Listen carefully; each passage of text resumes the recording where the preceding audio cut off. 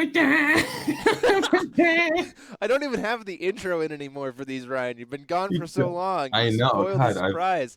I'm sorry. Hello, everybody. Welcome back. I was after the a intro. long... I was the You intro. were There you the go. intro today. I appreciate it. Hello, everybody. Welcome back after a long week of Forcible to the Teachers Lounge, your favorite ever live Forcible podcast featuring me, Jeremy Franklin, and I am joined after a very, very long time by the one, the only Ryan Miles. The best Miles brother going to Worlds this year. I know. It's been too long, friends. How's it going? I hope And it is watching. and the ghost of Derek Mukwineza, a.k.a. Dark Alice, because How's it going, apparently guys? this week his camera doesn't want to work. No, I didn't have my laptop on me today, so. Well, oh well. Well, we are glad to have you here, Ryan, and always you, Derek. thank We're you. always glad to have you here, and we're glad to have you guys here joining us in the audience. If you like what we're doing, if you want to support what we're doing, go ahead and click that join button down below. It is the easiest way to support what we're doing on the channel and gets you access to all kinds of cool emojis, plus that little badge next to your name, and all of that proceeds goes straight into the channel, which we pump right into making the channel better. You can also check out all of the sponsors that are down below. Derek hitting us up with all those emojis. Bam, I love it. I got lots of chibi characters to be able to put into this area, so let's get that going. But, and as always, wanted to give a huge thanks to our sponsor, Odyssey Games. They actually just moved to a new store, which is awesome, a new venue. They can hold like 90-plus people. So look out for them possibly being the host of the next Force of Will Festival. So when that information drops sometime in the next 6 months, I'm sure. But both of these players who we have with us tonight are going to Worlds next week. I am also going, but I'm just going to commentate, and so therefore I have done zero testing in this meta. But I have been watching this meta be played a bunch. But you say Forceful players, but I really still fit that category. I don't know. I think you still fit that category. Right. But we're talking about this idea of this meta being very far from being solved, and I like to consider a wild west. It's still very much a wild west. Like, there's some very clear front runners just out of the gate that have shown some success in different tournaments, but I think there is still a lot of unexplored territory, a lot of secrets being kept, and a lot of potential options. Even in the top 8s that we've seen, there's been Isis, Adam, Loki, Arthur, Hanzo, a little bit of Tamimi getting almost there. Different variants of Adam Sight card, graveyard decks, control decks, aggressive decks. There's been a lot of variety. So it's definitely still a wild west. And so as we also know that every single region in the United States has a lot of different takes on this game in terms of flair, how they approach the meta, how they deck build, how they kind of try to push the game in their favor in terms of strategy. So with that, I think this year's Worlds is probably one of the most unsolved going into it, I would have to say. Like, in the past, we've pretty much known the top 3 at least every single year going into the tournament. And this year definitely feels very crazy for that. So I want to talk about the idea of you have a deck and you're wanting to talk about how to deck build, how to prepare yourself for what is potentially going to be a day of 6 different matchups, as opposed to just seeing the same thing over and over again, that wild west element. So either one of you guys can jump in first about your thoughts kind of about that.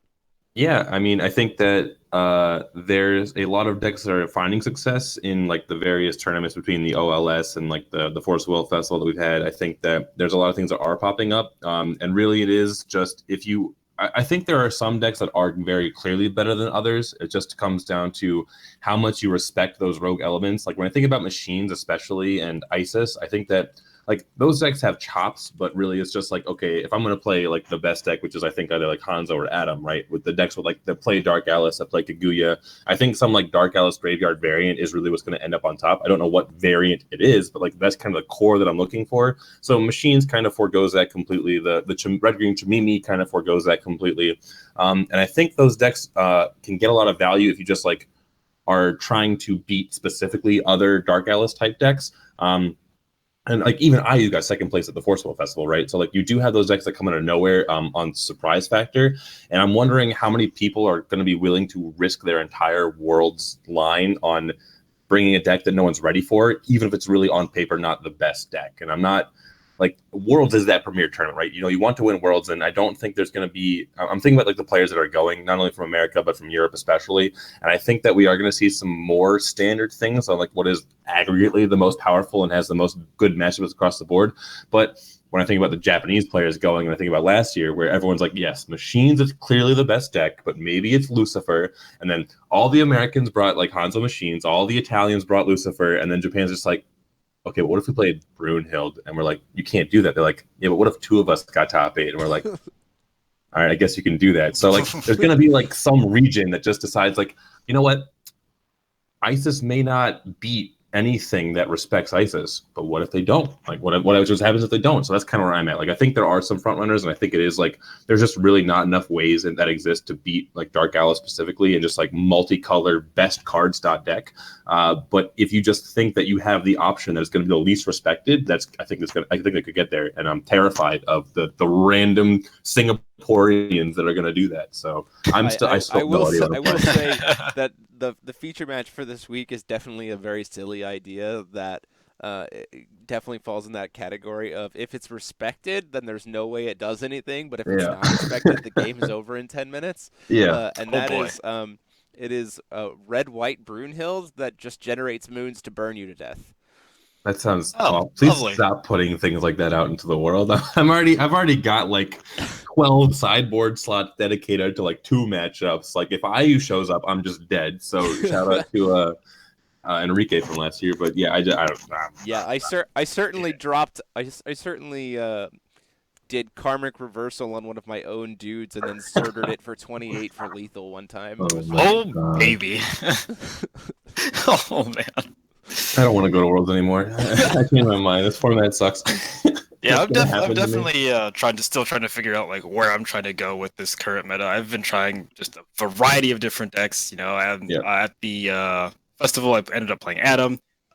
Didn't do as well with it, but my boy Cal represented my deck for me. But even now, still trying to make tweaks to it.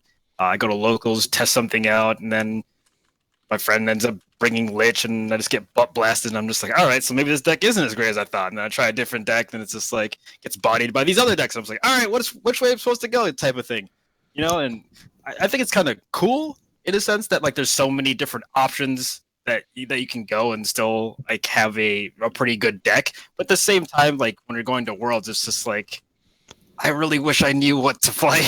Yeah, definitely. This definitely feels like the meta where, and I think that is definitely a distinction between like Worlds and like something like the festival. So I think the festival definitely there was a lot more comfort in people trying something that was a little bit like geared to be less respected and that not necessarily the obvious choice. Because at the end of the day, ultimately, what was on the line at the festival was not a world championship title. Like there were like 8 invites. I mean, it was the gold prize cards and then the 8 invites to nationals. But when you get to Worlds, that's a different beast. And so I think there is kind of a different mindset in approaching the Wild West when it comes to that, because right now, I don't think there is a perfectly safe deck. Having played against the Black Hanzo deck that Steven piloted to a first-place finish at the festival, we played it the night before against my Green-White Adam deck, which I think could still have been optimized to something more similar to Derek's. But it definitely came down to, like, if the Green-White Adam deck got ahead of the Hanzo deck was just like, cool, that was a fun game of me not doing anything. But it was, you know, and that's just the interesting thing about this meta is just like there's nothing safe, you know, and for the most part, last Worlds with green-white or with green and blue machines, that deck felt very, very safe, and then there just happened to be this thing that nobody really thought of that just happened to kind of find the chink in the armor, but outside of it, that list was a very safe list. This format is not that, which I think is pretty cool. To that point, you know, Machines was the deck that ended up winning Worlds. So while most people were expecting Machines to just be the clean sweep, like Hanzo Machines was going to be the only deck that really had any chops whatsoever, I think only half of the top 8 ended up being Machines if it was that, but it really was a deck that won out in the end. So if you are going to play the safe bet, you have to be confident in yourself, confident enough in yourself as a player to be able to win the mirror match enough times that you can make it to that final cut. And once you get to final cut and you are playing against those other rogue decks, if you're at the top of your game, if you really have the reps on the deck, like we saw with the final champion and the second place finisher, like those players did know not only the mirror, but like the rogue matchups well enough that they could play the safe bet into literally anything. There's also still some merit to playing those other rogue matchups and trying to find it. But like at the end of the day, when I'm thinking about what I want to play for Worlds, it is going to be something as safe as possible. And when it comes down to it, it's either going to be like a black altar deck that is using Dark Alice in some capacity, probably Harvesting Season type stuff, or it's going to be green-white, because you have access to Dark Alice, Lowrite, Kaguya. I think Kaguya is just one of the most insane cards in the format. And really like the two power cards, I keep saying Dark Alice, but like it's really like Athenia and Kaguya that I think are like the actual like heavy hitters of the format. Yeah, any deck does not like any deck that can play for Kaguya can just beat anything. Like that can just happen. Like if you just draw your both like at least 2 Kaguya and you play Calico on 1, like you're gonna win that game. Like that's just like no deck is gonna beat that. It's pretty close. That's pretty accurate. Yeah.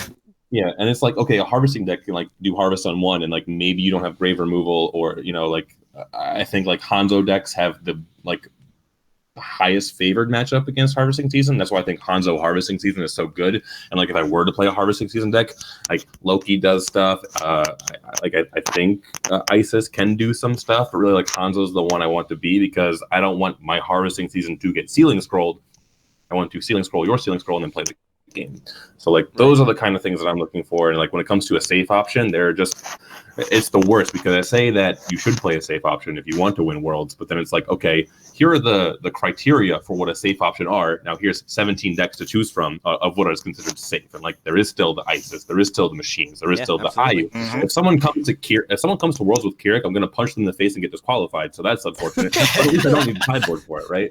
Like there's a lot to worry about, but I think like the safe option comes on the day. And then by saying that, like it also makes me exploitable. Like I'm not sure if there is a way to exploit those Harvesting Season decks without being Hanzo or without like main decking for EEU, which I just don't think is possible because then you lose to Machines. Like how far are people going to metagame? And then how many of those players that metagame too far am I going to play against, and how many of them are going to lose in the first round because they end up getting clapped by something else? It's definitely a +1/+2 kind of game. Like it's a matter of how meta do we want to get in terms of do we want to take one step forward? And we've had this conversation on the Teachers Lounge before. We've talked about playing pure meta, playing 1 step ahead of the meta, playing 2 steps ahead of the meta, and there's different levels of risk for it. Ultimately, I think this tournament that we're walking into, if this was a smaller scale tournament, not Worlds, I think that you can more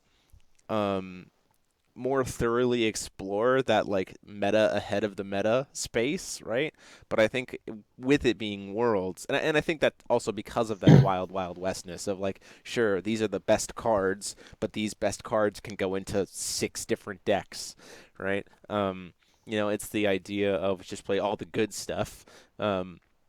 But there's a bunch of different ways that you can play all the good stuff, and that's not really a meta that we've had in a long time in Forcible. It's pretty much just like, oh, if you want to play these, you're playing this ruler, whereas this is definitely different. I think we had the conversation the other day. Derek, remind me if I'm wrong, but I literally asked the question of, is there any difference between Hanzo, like harvesting Hanzo and harvesting Adam outside of Sealing Scroll? And I think Derek's answer was no. Not really, no. There's no difference to the deck. Like a lot of the sorry to interrupt, but like a lot of the Harvesting Season decks, like they have like a similar core. When you break it down, you have like a similar core. You have your Dark Alice, you have your Athenia, you have Perfect Loki, you have Commands, and probably March, and Dark Alice. And Dark Alice, if I didn't mention that already. And Alter and Layla sometimes, well, actually most of the time you use Alter and Layla just so you can end up banishing your stones if you're not playing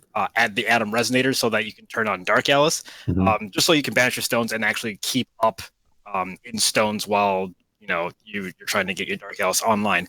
And it basically becomes, what does my J Ruler offer me, like in terms of runes, whether it be like Sealing Scroll or like In Adam's case, you get the Adam Resonator to turn on Dark Alice instead of having to banish stones.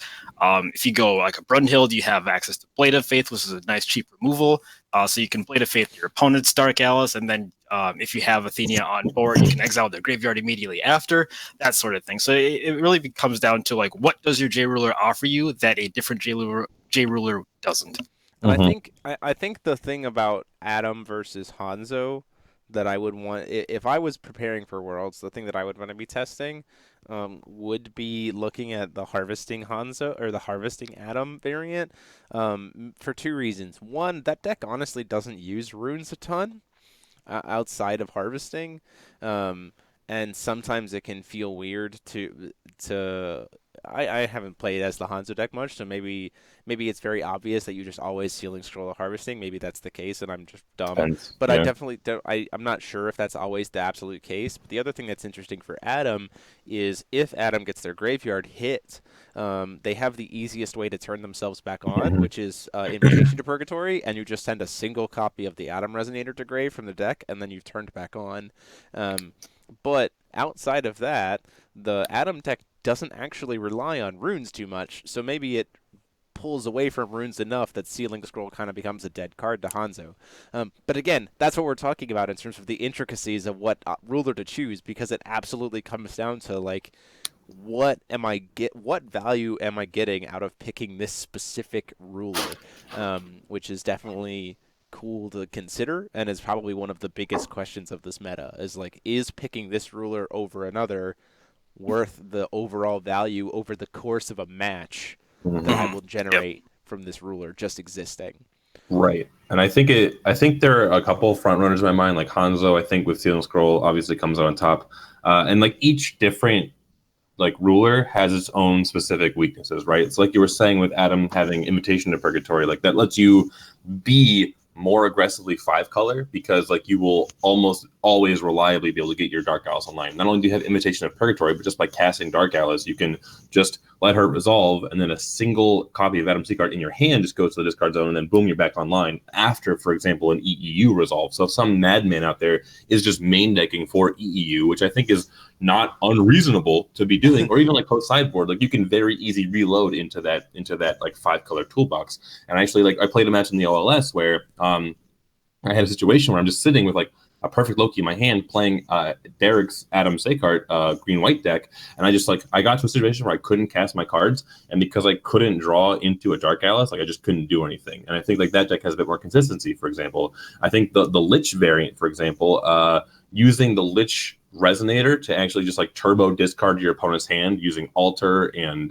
Power of Immortality, just like play it, you discard, sack it, you discard, it comes back, you discard, sack it, you discard. Like that's insane when it goes off. But then you're more vulnerable to Lorite, you're more vulnerable to Kaguya, whereas like a traditional Hanzo version of the deck would not be. So it's like you have to think about the trade-offs of what other people are running. Are they also running Harvesting Season deck? What Harvesting Season deck beats other Harvesting Season decks? Okay, everyone else is running green-white Kaguya decks. Okay, what Harvesting Season deck has the best option against other Kaguya decks? Like and then if you want to beat rogue decks and you just want the best spread against everything, like can you afford to take that matchup and then lose to the decks that are designed to counter you? I hate it. As a commentator and a content producer, I love it. I'm glad you do. But like in the past, right, in 2018 Worlds, it was okay. It's a wide open meta in a sense because no one's played the format. You know, when you have the cluster, the single set cluster decks, you're going in with like an expected idea, like 2018, 2016, like in 2016, it was like, yeah, Featsing, clearly the best. But there are some variations. Like everyone knew it was green-blue Featsing, you play Captain Hook, but then it was like, oh, but if you play Charlotte, then you actually still do the same things as a Fisa deck, but they had this slight edge to make it better. When you look at 2018 Worlds, it was like, okay, everyone knows Machines is the best deck and maybe Lucifer, but the Machines deck that ended up winning was playing so many more one-drops just to get on the board quicker, and it had that minor optimization that really tuned it ahead that I thought was super, super cool. And seen that in every cluster format. This bullshit, this 8-set monster really only has like one block of viable rulers. I don't think any of the non-divinity rulers really have almost any merit. I think you're right that at this point in time, I think maybe if you're looking at something it's the idea of like Darren did at the festival of like sneaking in IU. But I think what Darren did at the festival is just that man has been playing one thing for 2 years and he's a god at it. That is no one has it. Bad respect. That's fair. That's fair. This is what terrifies me because some Keurig player, some Australian Keurig player that has been playing Keurig for 2 years, or some Italian player Gil is going to show up and have no idea what to do because this man has been playing for Gil longer than like since before the card came out. Almost because like they've just been playing the same deck for so long, and like when they like if some Italian optimizes Gil to the point where it's competitive in a Divinity format, I'm going to lose to them because I am not going to test against Gil. I'm not going to know what an optimized Gil looks like, and like it could just get there, and there could be some rule that's sleeper there, and I just don't know, and I'm terrified. Yeah, for sure. This is the last time we had a New Frontiers Worlds was Prissy a Fox format, so it was either played Prissy or Fox. That was solved. Like that was a solved meta. This is definitely a very unsolved meta, which I think is going to be great. But it does bring up, like I said, some interesting applications outside of just the Worlds format in terms of you're looking at your local level. You're looking at maybe traveling to a Vite Ramen circuit. By the way, link down below. If you try to pick up one of those kits, I think at this point in time there has been 4 that have fired, and then I think there's at least 6 or 7 more that have been ordered. So already starting to get a good sized crowd of people showing up potentially for nationals in August of next year. So that'd be good. But I think like this meta is going to be crazy in terms of, and I think learning. It really does come back to like we talked about before. It's like, do you want to play the safe route? And then if you're playing this safe route, which variant of the safe route do you want to play? And that's like decision number 1. And then if you're going to try to step outside for a second, then you have to think about how much people are maybe going to be anticipating the step outside, or you're just going to try to sneak through, or like what matchups are you willing to sacrifice to their matchups. Like it is because I don't think there is a deck out there that safely beats everything, and so I think that does come down to a lot right now of just what matchups are you willing to sacrifice based on what matchups you think are going to be there. And I think there's justification to trying to sacrifice a matchup that you expect maybe 10% of the field is going to show up with to shore up a matchup that you think even 15% of the field is going to show up with. Like even that little difference in terms of expected, I think there's a willingness to talk about potential sacrifices to boost certain matchups. Yeah, I would agree with that very much. I feel like there's like a You can go ahead. I was gonna. No, go ahead. I was gonna say like there has been this thing enforceable for a long time, just because like the competitive, I guess, circles that exist. There is something where it's like sometimes you build a deck to top a tournament, and sometimes you build a deck to win a tournament. And I think there is a deck that is like more safe to top a tournament, and I think there is probably a deck that is more safe to try to.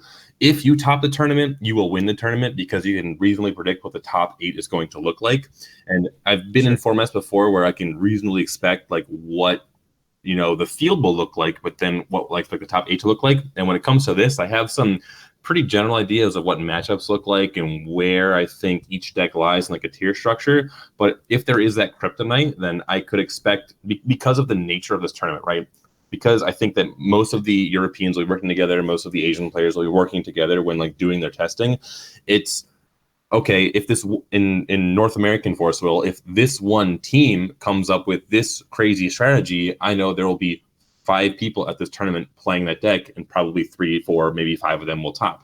In this tournament, if I think the Italians come up with this crazy deck, I think 1/3 of the tournament will now be this deck. All of them will top if they have. Yeah. Oh, so that, sure. Yeah. Like, that kind of philosophy goes out the window. I mean, Italy has the most invites. Yeah, so like that kind of philosophy goes out the window where it's like there is no longer that distinction between playing the safe bet just to make sure you make top cut, and then if you lose in top cut, it's well, whatever. It's like if all of if all of Italy is playing that one deck, or if all of Singapore is playing that one deck, or even all of North America is playing this one deck, like they're going to body you because they have the better matchup against what your team or your region decided to play, and like it just gets a bit more into the mind games. I think the secrecy for this world is at an all-time high because there are fewer players. There's so many. More, there is that like region lock secrecy that I think we haven't seen before, and I'm really excited to kind of see how that pans out. And again, also terrified because Jesus Lord, there's just so much that could happen. So yeah,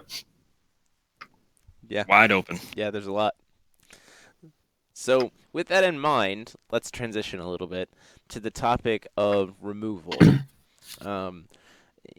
And I think that we are strangely in a format. I think in the past, the idea of removal has been kill it dead, right? That's like something that can kill something dead. I would go out on a limb and I'll put the thesis, the hypothesis out there, and it can be countered by the anti-hypothesis or whatever. That I think right now, removal is anything that stops something from being a threat. I would agree. Which I don't think right now. So there's been this concept that like a bounce spell is not removal because it's just going to come back. And I'm like, nope. I think in this format, a bounce spell is removal because sometimes you just need that thing to not be there. There are decks that are playing Dark Alice that do not play Whitestones. If you bounce Dark Alice, they can't play her again, And then because you bounce Dark Alice and their deck is 5 color, they can't play any cards anymore. So it's like that is the one card that bounce spell is effective against, but everything else has like you can't bounce Kaguya, you can't bounce Athenia, like you just like that doesn't do anything. Absolutely, I agree. Well, right. I was gonna say you can bounce Alice, and you can bounce Alice, you can bounce Deus Ex. Like there are some things that bouncing is relevant. Unfortunately, we don't have the 1-drop remove from game instant speed spell yet, and Brunhild isn't good enough to really justify playing. But I think it begs the question of with this transition to what we are in this current meta and the potential shift in what removal means, when looking at available cards to be able to serve as answers, what are you looking for to justify a card being a removal card? Well, I think for me, if it kills Dark Alice, it's pretty darn good. That's a good start. I think it's some things that I've been kind of toying with, more sort of sideboard options, have been sort of the New Moon. Life Severing Blade, since I'm playing an Alter deck, and we have this new other option, Fiery Angel, or Fallen Angel of Fiery Vengeance. That card's just insane. In terms of removal, it allows you to remove the other dorks for basically free. Essentially, you pay life, but you're not paying any will. There you go. Life. Yeah. Also, real quick, we got a super chat from Todd Dreisbach saying his 40 Dualstone Wanderer event in Bethlehem, Pennsylvania on December 14th. I believe there's a link in the description to go check that out, but definitely go check that out. It's the 40 Dualstones of Christmas, and with the fact that we just had Heat Ray spoiled, I think this event is suddenly a lot more valuable because they're all Japanese textless Dualstones. Why would you tell me this? So like, oh my god, some value coming into this tournament. Oh. Shut up, Ryan. Listen, get out of here. Right, don't leave. Please don't leave. No. But yeah, definitely Todd is putting a lot of work in for that tournament. If I could make it, because I definitely would love to get some Japanese dual stones. I would, but sadly I can't. But you all need to go. But anyway, yeah, Derek, so continue. Quick recap: the Sword of the New Moon, Life Severing Blade, Fiery Angel of Fallen Angel of Fiery Vengeance. And then, as CCG Genesis has been pointing out, Utgard Loki. That card has been popping on my radar. That card. It's been, At first, I kind of just was like, I'm never gonna play this card. And then, like, I had it played against me, and I was like, this is actually kind of annoying. So it's been popping on my radar a bit. Back in like June or something, I went to this tournament near Josh Patton in Indy that was a Wanderer tournament. It was a New Frontiers tournament, played New Frontiers, played Alter Loki, Alter Lucifer, had a good time, won the event. Day 2, Wanderer. I was like, oh, I didn't bring a Wanderer deck. So I take my New Frontiers deck, go through my Wanderer cards, just build Alter Lucifer. That was like based on discard. You played Cthulhu's, and you just played like you used Alter to like sack Heavenbound Pheasant at instant speed, and you brought out Baleful Avatar at instant speed, and it was just instant speed discard dot deck. And I was like, yeah, instant speed discard is really unfair. Like I remember playing this back in Fox format because you would like play Heavenbound Pheasant for a hot second, you'd play Manticore on their draw step and just discard their last card in hand at instant speed, and it was a really, really good time. And then Utkar Luki happened, and I was like, that card says discard a card at instant speed. Like you can't just do that. You can't do that. You can't print that kind of card. Like, that's even more broken. Like that's absolutely insane. And I feel like in a format where one of the predominant safe options is actually a deck that is full of counterspells, it's particularly Kaguya. I think that like discard is very good against counterspell control because they want to counter things, and then when you start playing Look of Corruption, you start playing Glint of Insight, like they feel almost compelled to counter that, but they can't, and then you just discard their counterspells, and then when they have no counterspells, they're just like, or you can like discard their cards that do things and leave their counterspells, and then just keep playing more discard, right? And then I think like a discard package in general is like very, very good against the counterspell kind of stuff. So like Utgard Loki, especially as a removal spell, like discarding cards just seems super good right now. And I've been kind of proven discorrect in testing. And I think I just need to like keep trying to figure out exactly which discard cards are actually good and which ones aren't. Because discard's terrible against harvesting season decks, I've come to find, because they just play out of their graveyard way too well. So it's weird because I think this discard deck that I have in my brain that is so far proven very bad, it could like beat the counterspell decks, and then it would get absolutely bodied by the harvesting season decks. So now like we go back again. What am I bringing to the world? Yeah, so Ryan's gonna ship me a deck. Yeah, so Ryan's going to ship me a deck list of a deck to build him before I get on the plane, and it's going to be this discard crap, and I'm going to show up and I'm like, oh, I bet you did And I'll instead. be like, thank you. I needed that. I appreciate you. It's gonna be great. No, yep.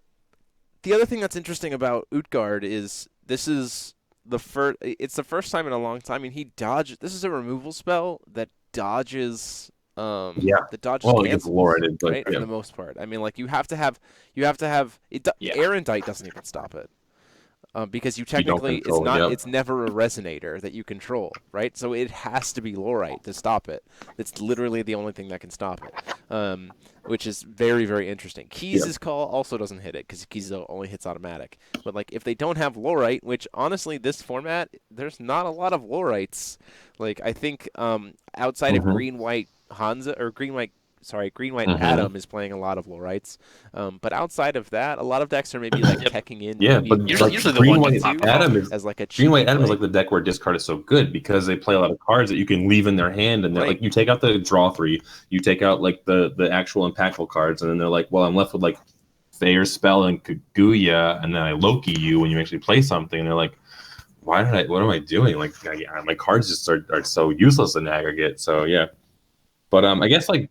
Back to your general point of removal, like one of the things I have a problem with removal is just like how good Dark Alice is. So like any single target removal is just like, haha, I'm gonna kill that thing. But like the two decks we've been talking about, like the harvesting season decks and the counterspell decks, I guess, like when you try to single target removal something and they're just like, okay, well, Dark Alice, draw a card, sack the thing you were targeting, draw another card, like, and they just get to generate card advantage. Like single target removal is kind of weak.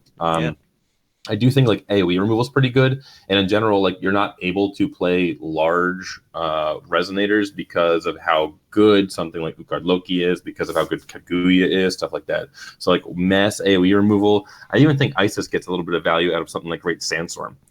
Outside of against Hanzo specifically, like the 800 damage threshold is super good. Eruption, I know there's a darkness card that removes mystery counters to do a lot of damage to the board. I can't remember the name of stuff like that, but like. Yeah, it's a 4-drop. It's a 4-drop that removes a mystery counter. Yeah, deals 8 to the board if you remove 2 mystery counters, or 1 or 2 mystery counters, destroy instead. Yeah, so like that kind of removal I think is like my favorite right now. But there also is a lot of magic single target because you can't just let an Athenia sit on board, especially against like a Lich deck where they get to use the Harvest Corruption double and stuff like that. Yeah, and the other interesting thing that's weird about that single target removal is the punishing effect or power of immortality. Like sometimes the weirdness is you can actually turn your single target removal into giving your opponent That's a lot bad. more advantage if you're not respecting Power of Immortality. There was a feature match actually on the channel, you can check it out a couple weeks ago, where in response to a Dark Alice trigger effect, I try to kill the Dark Alice, and in response to that, he's like, cool, Power of Immortality. Now, I've burned a card, I've burned a will, and I've allowed him to draw 4 cards out of his deck.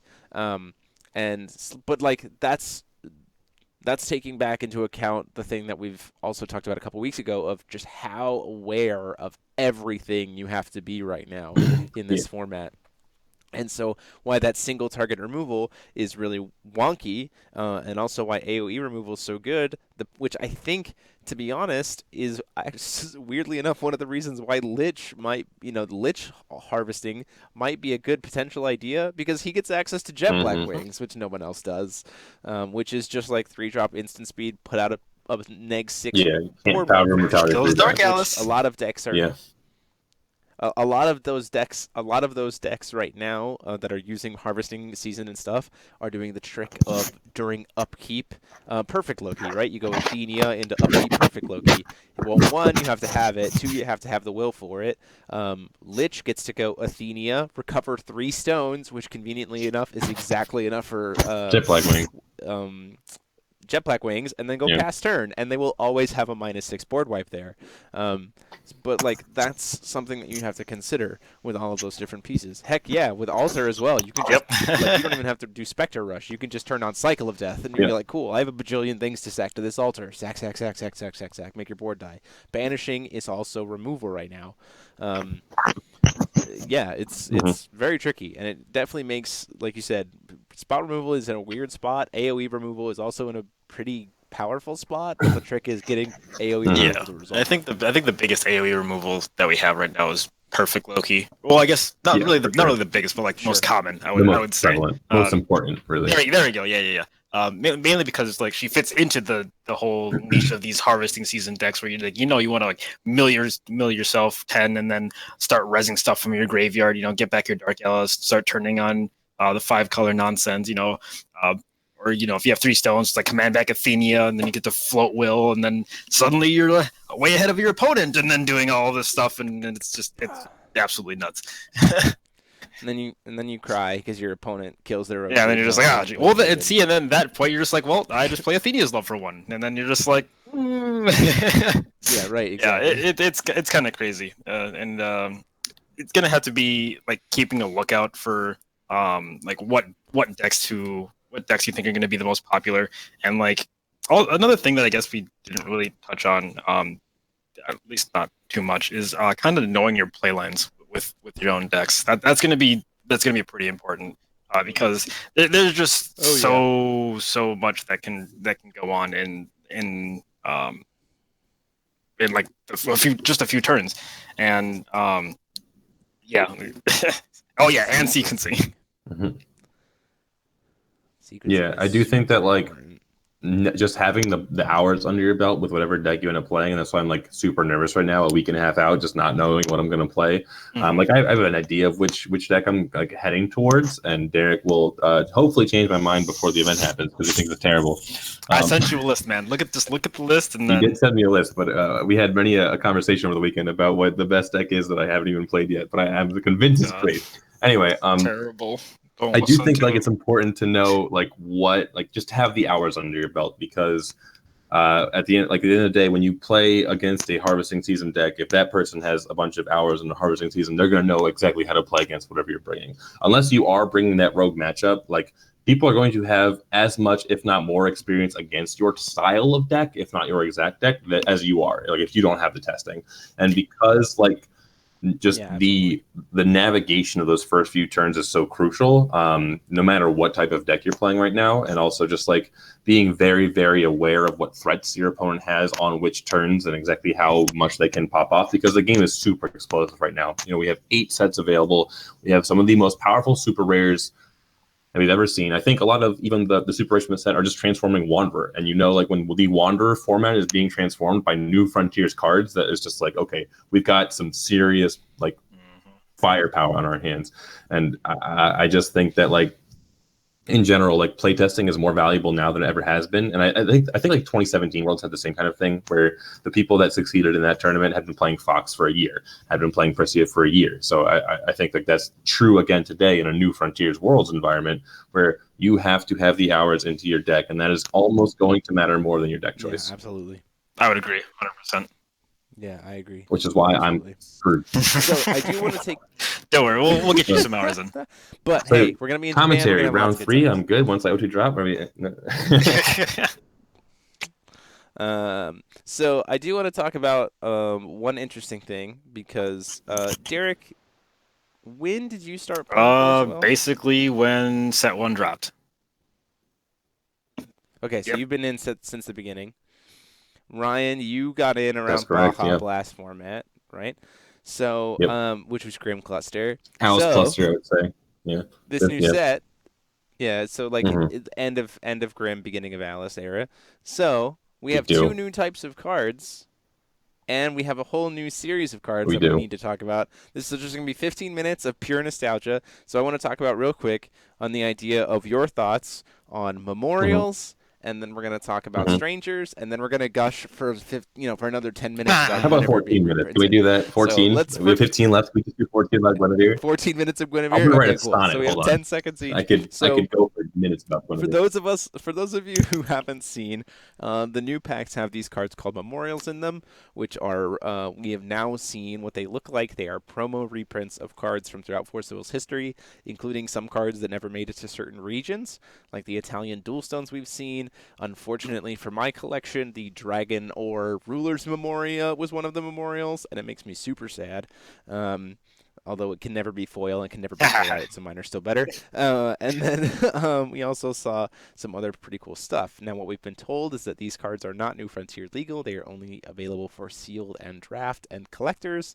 And so you could play them in things like Wanderer, where that card is legal, or you could play it in Epic Stories and stuff like that. So initial thoughts, just right off the cuff of your head, now that we've kind of seen what they look like on this whole idea of a kind of promo card slot in every single pack. So at first I thought it was kind of weird, but then like the more I thought about it, like how you can use them in like sealed and draft, I was like, oh, this is kind of gonna be really sweet. So like now I'm like more inclined to actually draft a lot more. Like the draft hasn't really been my thing, but this is gonna make it super interesting, and I'm actually super excited to actually have like more draft nights happening. So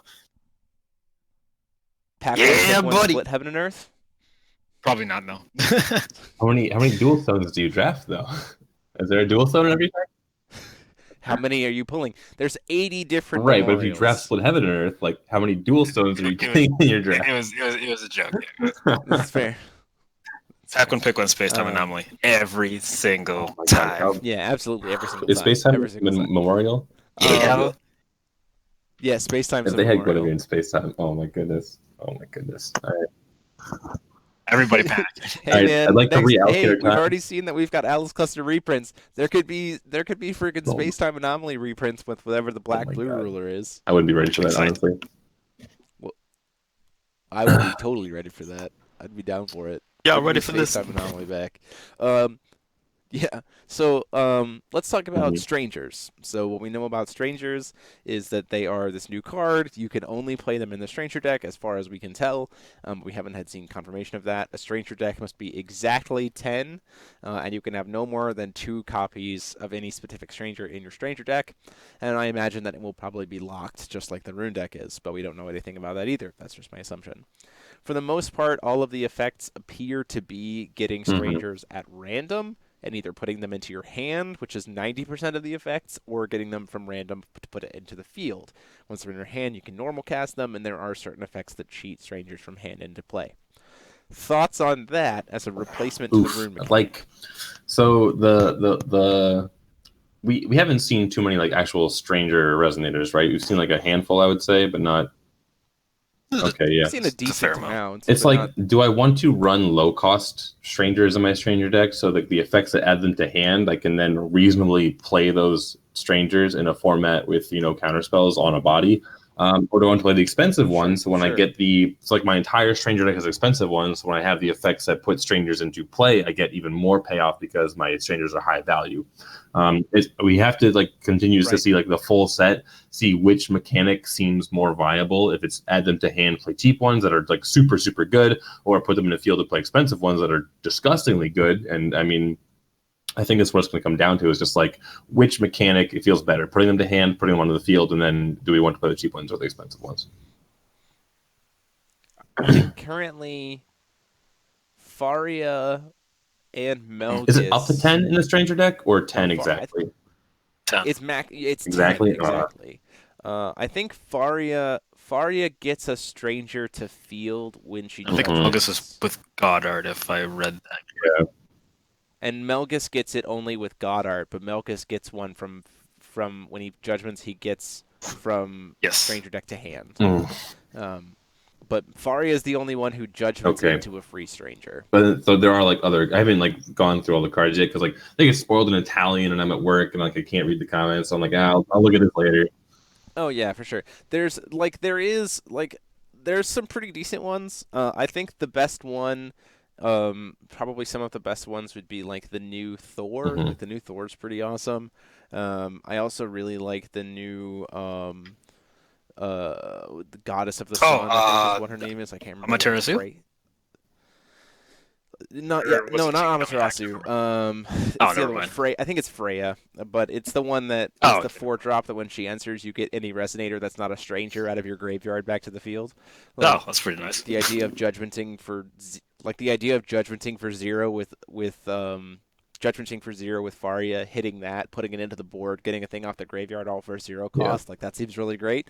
I think as a mechanic, and what I'm seeing from the strength of the strangers is actually exactly where I want it to be, because they are very, very powerful effects, and I definitely feel like the bigger they are, the better their effect is, but there are some that are cheaper that have good effects, but those effects also have drawbacks for when you play them, like Barbatos, I think, is like, he's a 2-drop, and he's 7/7, and he's swiftness, but if you put him into play, everything on both sides gets tapped. Right? So then people are like, oh, you just use this to swing for lethal. And it's like, well, if your opponent has a bunch of blockers and you want to rest them all, then you're also going to rest all your own attackers. So, like, it's not really resting everything for lethal. Like, it's a good trade-off. And I think the randomness has been a good way to not make the stranger deck a second hand, which I think is one of the strengths of the rune deck. Oh, that's fair. But the other thing is, too, they're not like free cards. Like, we still have to pay to play them, which I think is good. But we get more of them, which is also good. I think, honestly, with what I'm seeing so far from the Strangers, I think the Strangers could be a good contender to runes. We'll just have to see how the actual application is once we see more of them or more ways to... I think, like, overall, the cards I have seen from the Stranger deck are quite powerful, at least in terms of how, like, well-costed they are. It's just, like, the rune deck, like the utility you get, like there is that selection factor, and you do have runes that have a lot of different functions. So like I think it just increases your number of decisions you can make in a game, and like almost brings us back to the reflective frame problem, where like better players are doing better in a divinity format because like they're able to more accurately navigate those complex decision trees to find the best options when like you have 5 runes in your deck. Like it's just the way the game works. When there's harder games to be played, the better players do better more often. With the stranger deck, you're increasing like the number of options that a player has and like the overall power level of the game, but you're doing it in a way that's random, and I'm terrified for that on the one hand, because like random is why I don't play Hearthstone. Like that keeps me away from certain games, and I'm worried that like this becomes like, there's a clear best deck in the format. I played this stranger deck, my opponent played that stranger deck. I saw my bad stranger, he saw his good stranger, and he blew me out of the water because I couldn't find the best card in my deck. And that's a little spooky. We'll have to see how that comes to fruition, but typically what in the past, Force of Will has had only a handful of tier 0 formats, and they haven't been decided by RNG. They've just been generically broken. So I do think that we might not have that problem. So we'll have to see. The other thing that's been interesting, I think, to this set, and what we're seeing from this set come out, I think as a standalone set with what we've seen, has been the most consistent of here's a threat, here's an answer. introduced within the same set. This has been something that's been discussed as a force of will problem for a long time, where a threat gets introduced, and then 3 sets later we have the answer for it. Everything that I've been seeing so far that's been a threat currently definitely feels like there at least is a presence of some form of answer, some form of actual answer in the set itself, which I think is very, very good. And I think we'll go to speak to some of that, hopefully eliminate some of that, oh, I just got bad RNG and my opponent got the best strangers. I think some of the answers that have been generated to strangers in terms of spot removal, in terms of other things, different card effects and things of that nature, will help to kind of mitigate just the luck sack factor of the stranger deck. But we'll just have it's kind of interesting because I think like one of the things is like with Dark Alice, it's like how do you answer that card? Like how do you answer a deck that just makes you be able to play all 5 colors? And they printed dual stones. And I'm like, yeah, I think that does it actually. Yeah, I think that actually, yeah, the idea of let's just, I mean, cool, that's 5 colors, cool. I also have 3 colors. Most of the 5-color decks I want to play are just like 2, maybe 3 colors anyway. So it's like I can live on 3 colors, honestly. Like I have a base and like that just like answers what we have going on right now. So yeah, for sure. So yeah, but let's talk about. We've got 6 minutes left, so 6 minutes to talk about. Oh boy, baby girl. Guinevere was confirmed as a reprint today, with Percival being confirmed as a reprint yesterday. At this point in time, in terms of original Alice Zero structure deck cards that we've seen, we saw the original white super rares, which were Gawain and Percival, and we have seen one of the 2 original. What is the other red super rare? Guinevere. But we've also seen Hector, which names by name the other card that is the other red super rare. I think I was going to let our friend here, Kyron, answer it for us. Kyron, can you tell us what the other card the super rare is? That's a lot. Yeah, Kyron. Yeah, which means Lancelot's coming back. I have seen, and to Ryan Lilly's comment, I will say this because I don't give a shit at this point. I can confirm for you that Flame King Shout is not in this next set. Thank you. I appreciate that. There, we're done. Because I'm glad that card's not existing. But the Stranger deck, so Lancelot, I have gotten so many messages from a bunch of people as soon as Lancelot was mentioned that like, oh my gosh, it's going to be so bad. This is coming back. And I'm like, let's talk about Lancelot in context, right? So I know we were supposed to talk about Gwen, but I want to talk about Lancelot. I want to talk about Lancelot, what it was. I want to talk about Flame King Shout. What? We're not talking about Flame King Shout. But Lancelot at the time was the powerhouse that it was because we had Reflect Refrain and we had had Necromancy of the Undead Lord. Lancelot himself is a good card. I'm not saying that Lancelot is a bad card by any means. It is a solid 6/6, 2 damage to face with fire breathing for the potential for spot removal. The thing that made Lancelot so insane was the fact that on turn 2, you could pump him up to a grand and burn something for 7. We, at current time, don't have a way to do that consistently or to any form of advantage to do that. In fact, there are going to be times where it's going to feel real bad for you to invest all of that to get Lancelot up to being 10,000 attack, and your opponent plays the 1-drop RFG spell to remove Lancelot because now he has more than 800 attack. Do we need the Chinini cards pumped by 400? Like the green red stuff? Yeah. They pump by 4 or they pump by 3? Yeah. One of them. The Eagle Meat is pumps that by 4. The Fixer? No. That's the other one? No. Fixer is a 4/4 that pumps by 3. Eagle Meat is a 3/3 that pumps by 4. But it's like 1-drop green, so like maybe that. They're both 1-drop green. Yeah.